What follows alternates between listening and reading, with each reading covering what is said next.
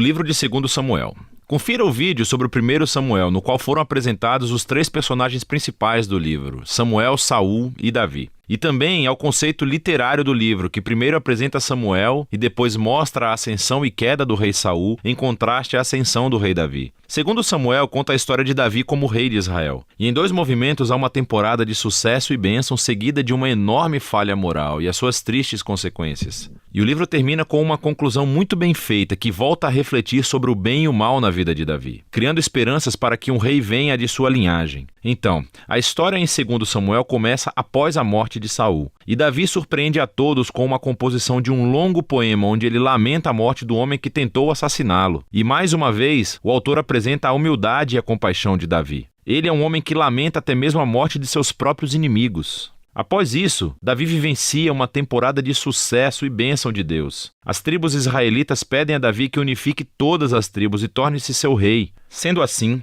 a primeira coisa que Davi faz como rei é: ele vai à cidade de Jerusalém, conquista-a, estabelece-a como a capital de Israel e lhe dá um novo nome, Sião. A partir daí, Davi continua e vence diversas batalhas expandindo o território de Israel. Após tornar Jerusalém a capital política de Israel, ele deseja torná-la a sua capital religiosa também. E então, ele leva a Arca da Aliança para a cidade. Em 2 Samuel 7, ele fala com Deus e diz que agora que Israel tem um lar permanente, ele acredita que a presença de Deus também deva ter uma casa permanente. Então ele pergunta se pode construir um templo para o Deus de Israel. Entretanto, Deus diz a Davi: "Obrigado por pensar nisso, mas na verdade eu irei construir uma casa para você, uma dinastia." 2 Samuel 7 é um capítulo fundamental para compreendermos o enredo de toda a Bíblia. Nesse momento, Deus faz a promessa a Davi que através da sua linhagem real virá um futuro rei que constituirá o templo de Deus aqui na terra e estabelecerá um reino eterno. E essa é a promessa messiânica a Davi, que é afirmada e desenvolvida no livro de Salmos e também no livro dos profetas. E é esse rei que fica ligado à promessa de Deus a Abraão.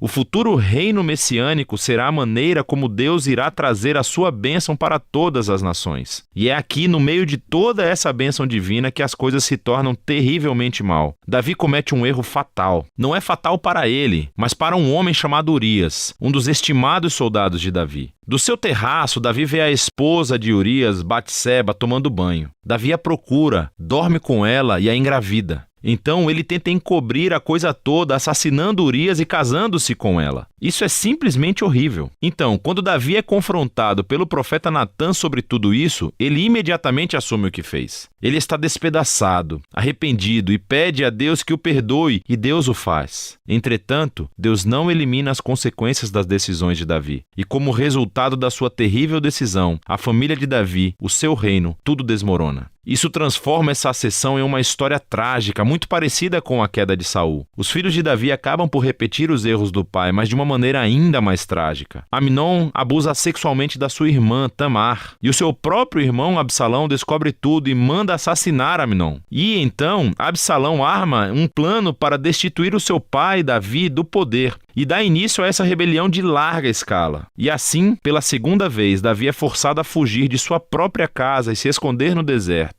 Só que desta vez, ele não é um homem inocente. A rebelião termina quando o filho de Davi é assassinado. E isso parte o coração de Davi, e mais uma vez ele lamenta sobre o homem que tentou matá-lo. Durante os seus últimos dias, Davi volta ao trono, mas como um homem destroçado. Ele está ferido pelas tristes consequências do seu pecado. O livro termina com um epílogo bem elaborado, com histórias que estão fora da ordem cronológica, mas elas formam um projeto literário simétrico excelente. Assim, o par de histórias externas acontecem no início do reinado de Davi, e elas comparam as falhas de Saul e depois de Davi, e como cada um deles feriu as outras pessoas por meio de suas más decisões. O próximo par interno de histórias é sobre Davi e o seu bando de homens poderosos que lutaram contra os filisteus. E o interessante é que as duas sessões contam uma história que mostra a fraqueza de Davi na batalha. Então, em contraste ao Davi vitorioso dos capítulos 1 a 9, vemos aqui um Davi vulnerável que depende da ajuda dos outros. O centro do epílogo tem 2 poemas que atuam como memórias, e Davi reflete sobre a sua vida. Ele se lembra dos momentos quando Deus o resgatou do perigo graciosamente. E ele os vê como momentos em que Deus foi fiel à sua aliança e fez uma promessa a ele e à sua família. Os dois poemas terminam olhando no passado, relembrando a esperança da promessa de Deus de um futuro rei que construiria o reino eterno. Esses poemas e, logo, a promessa de Deus também fazem conexão com o poema de Ana que inicia o livro. Assim, essas passagens-chave do início, do meio e do fim do livro unem os seus temas por completo. Apesar da maldade de Saul e Davi, Deus continuou trabalhando em direção aos seus propósitos de redenção. Deus se opôs à arrogância de Davi e Saul, mas exaltou Davi quando este se humilhou. Então, a esperança futura desse livro vai muito além do próprio Davi. É um olhar para o futuro, para o rei messiânico, que um dia trará o reino de Deus e a sua bênção a todas as nações. E é disso que se trata o livro de Samuel.